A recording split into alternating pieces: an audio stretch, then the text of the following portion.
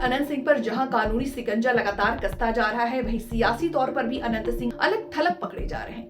लोकसभा चुनाव के बाद अनंत सिंह की जनता दल यूनाइटेड से नजदीकी बढ़ती जा रही थी। कहा जा रहा था कि जेडीयू के टिकट पर ही छोटे सरकार मोकामा से चुनाव लड़ेंगे, लेकिन अब बदले समीकरण के छोटे सरकार की राह आसान नहीं है। फायरिंग की घटना और पुलिस पर सवाल उठाने की वजह से जनता दल यूनाइटेड ने अनंत सिंह से दूरी बना ली।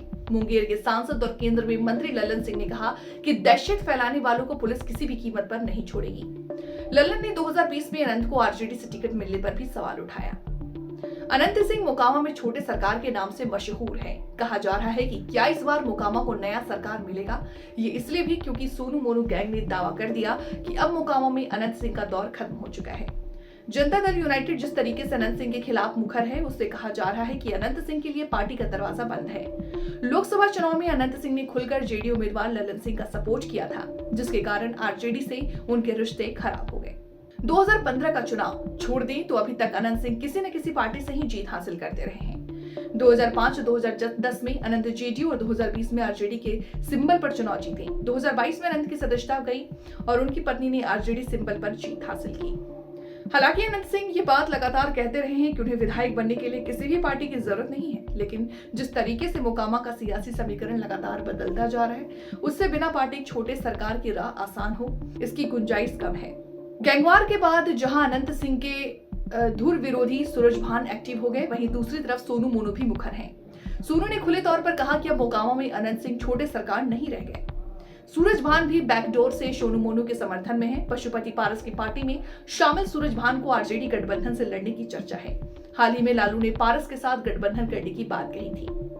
सोनू मोनू भी मोकामा के कई गांव में अपना प्रभाव रखता है। ऐसे में सूरजभान के साथ अगर दोनों का मेल होता है तो अनंत का खेल भी हो सकता है। इतना ही नहीं, संसदीय चुनाव लड़ चुके अशोक सम्राट भी अनंत से बदला लेने में मूड में है।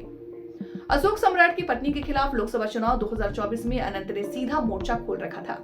अनंत सिंह के दो जुड़वा बेटे हैं, अभिषेक और अंकित। दोनों राजनीतिक शस्त्र में पढ़ाई भी कर चुके हैं। अनंत जेल में थे तब मां के साथ इलाके में घूमते थे। कहा जा रहा था कि अनंत अपने किसी एक छोटे बेटे को सियासत में उतार सकते हैं। अनंत सिंह भी इसी तरह राजनीति में आए थे। उस वक्त उनका भाई दिलीप सिंह सरकारी शिकंजे में थे। जब अनंत के सियासत में आने की चर्चा हुई तो दिलीप ने मोकामा की सीट भाई के लिए छोड़ दी। अनंत इसके बाद इलाके में छोटे सरकार के नाम से मशहूर हो गए। 2022 में अनंत जेल में थे, तब अपनी पत्नी को उतार दिया। उनकी पत्नी जीत तो गई, लेकिन सियासत में सक्रिय नहीं रही।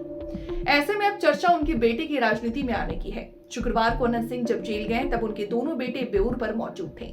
मोकामा सीट पर अनंत सिंह ने 2020 के चुनाव में 35,000 वोटों से जीत दर्ज की थी। अनंत ने इस चुनाव में जेडीयू उम्मीदवार को हराया था। 2022 के उपचुनाव में अनंत की पत्नी ने जीत तो दर्ज की, लेकिन मार्जिन 16,000 पर पहुंच गया। 2024 के लोकसभा चुनाव में अनंत के समर्थन के बावजूद जेडीयू उम्मीदवार ललन सिंह मोकामा में पिछड़ गए। आरजेडी उम्मीदवार ने यहां 1100 वोटों की बढ़त हासिल की।